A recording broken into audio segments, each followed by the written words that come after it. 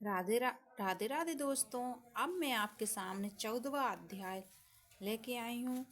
अब आप ध्यान से सुनिएगा।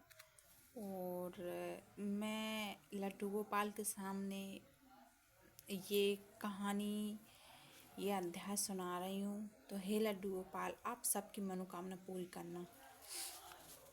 नारद जी बोले, हे राजन, तब उसको इस प्रकार धर्म पूर्वक राज्य करते देखकर देवता चुप हो गए। उन्होंने देवादिदेव महादेव शंकर जी का मन में स्मरण करना आरंभ कर दिया। कितने ही प्रकार से स्तुति की। तब भक्तों की कामना पूर्ण करने वाले भगवान शंकर ने नारद जी को बुलवा कर देव कार्य करने की इच्छा से उनको देवपुरी भेजा। शंकर भक्त नारद भगवान शंकर की आज्ञा से देवपुरी गए। इंद्र आदि सभी देवता व्याकुल होकर शीघ्रता से उठकर श्री नारद जी की स्तुति करने लगे। उत्कंठा भरी दृष्टि से सबने नारद जी की ओर देखा। अपने सब दुखों को कहकर इन्हें नाश करने की प्रार्थना की। नारद जी ने कहा, मैं कुछ जानता हूँ, इसके लिए अब मैं दैत्यराज जलंधर के पास जा रहा हूँ। ऐसा कहकर और देवताओं को आश्वासित कर श्री नारद जी जलंधर की सभा में आए। जलंधर ने श्री नारद जी के चरणों की पूजा करके हंसते हुए कहा, ए ब्राह्मण, कहिए आप कहाँ से आ रहे हैं और कहाँ कहाँ पर आपने क्या क्या देखा है? यहाँ कैसे आए हैं?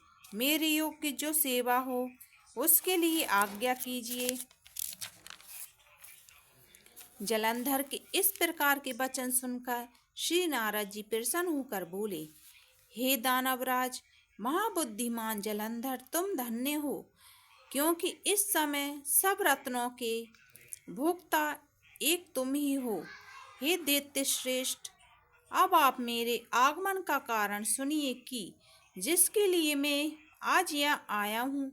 हे दैत्यराज, मैं स्वेच्छा से कैलाश पर्वत पर गया था, जहाँ 10,000 योजनों में कल्प वृक्ष का वन है। वहाँ पर मैंने सैकड़ों कामधेनुओं को विचरते हुए देखा तथा यह देखा कि वह वन चिंता मणि से प्रकाशित परम दिव्य अद्भुत और सर्व स्वर्ण में है। मैंने वहाँ पार्वती जी के साथ स्थित शंकर जी को भी देखा, तो सर्वांग सुंदर गौरवपूर्ण त्रिनेत्र और मस्तक पर चंद्रमा धारण किए हुए हैं। यह देखकर मुझे बड़ा आश्चर्य हुआ कि इनके समान और कोई भी त्रिलोकी कोई नहीं है, कोई है या नहीं।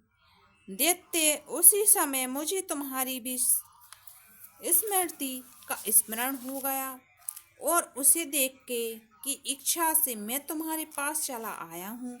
यह सुनकर जलंधर को बड़ा हर्ष हुआ। उसने श्री नारद जी को अपनी सब समृद्धि दिखला दी।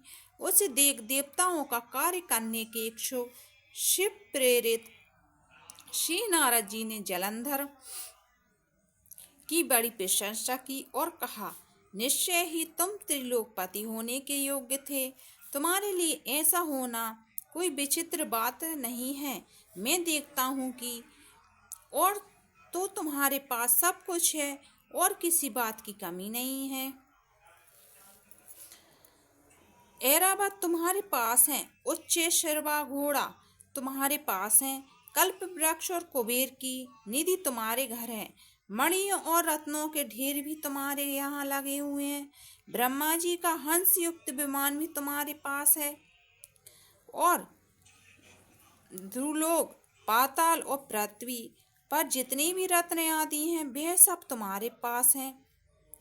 मैं तुम्हारे इस प्रकार के सब रत्न आदि ऐश्वर्यों को देखकर बड़ा प्रसन्न हूँ, परंतु तुम्हारे पास कोई स्त्री रत्न नहीं है। उसके बिना तुम्हारा यह सब फीका है। तुम कोई स्त्री रत्न ग्रहण करो। नारद जी के इस प्रकार के वचन सुनकर दैत्यराज काम से व्याकुल हो गया। उसने नारद जी को प्रणाम करके पूछा कि ऐसी स्त्री कहाँ मिलेगी जो कि सब रत्नों में श्रेष्ठ हो।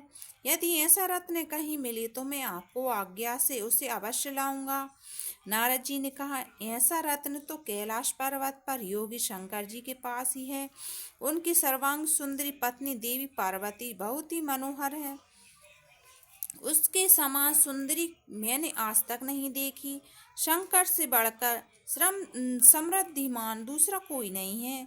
उसके इस रत्न की महिमा तीनों लोक में कहीं भी नहीं है। तभी तो परम विरक्त आत्माराम शंकर भी उसके वश में हो गया है। देवर्षि नारद उस दैत्य से ऐसा कहकर कार्य करने की इच्छा से आकाश मार्ग को चले गए।